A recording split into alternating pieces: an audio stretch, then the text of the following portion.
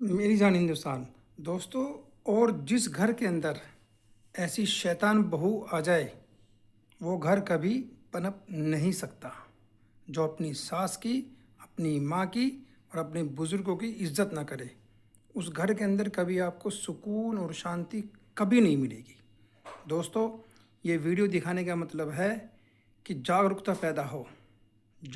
पैदा हो ताकि लोगों को पता चले कि बड़े छोटों की इज्जत कैसे की जाती है।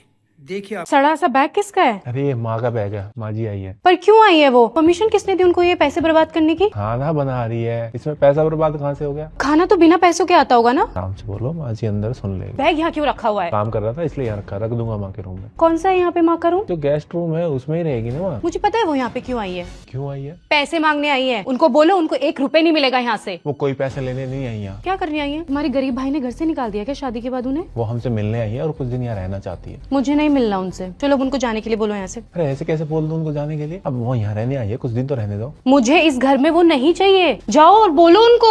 मैं नहीं बोल सकता। मैं तो बोल सकती हूँ ना, बुलाओ उन्हें। माँ जी बाहर आइए एक बार। माँ आप कब आई? आपने मुझे फोन भी नहीं किया आने से पहले।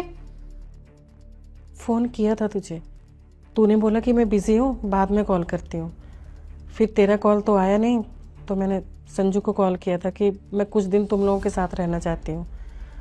तो बस संजू ही मुझे स्टेशन से लेकर आए हैं अभी। आई एम सॉरी माँ, मैं आपको कॉल बैक करना ही भूल गई। पर कोई बात नहीं, अब आप यहाँ आ गई ना, कुछ दिन आराम से रहिए। यहाँ कैसे रुक सकती हूँ मैं? तेरे मुंह से इतना कुछ सुनने के बाद मैं तो क्या, कोई जानवर भी यहाँ रुकना पसंद नहीं करेगा। माँ वो मैंने आपके लिए नहीं बोला था, मुझे लगा संजू की माँ आई है। वाह बेटी, संजू की माँ के लिए इतनी नफरत और अपनी माँ के लिए इतना प्यार। एक बात बता, ये घर किसका है? संजू का। तो इस घर पर संजू की माँ का ज्यादा हक है या मेरा?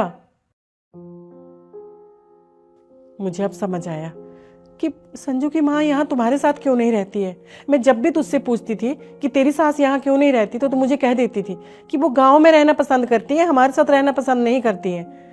लेकिन सच तो ये है कि तू ही उन्हें यहाँ अपने साथ नहीं रखना चाहती। माँ मुझे माफ कर दो। तूने जो ये हरकत की है ना, वो माफी के लायक नहीं है।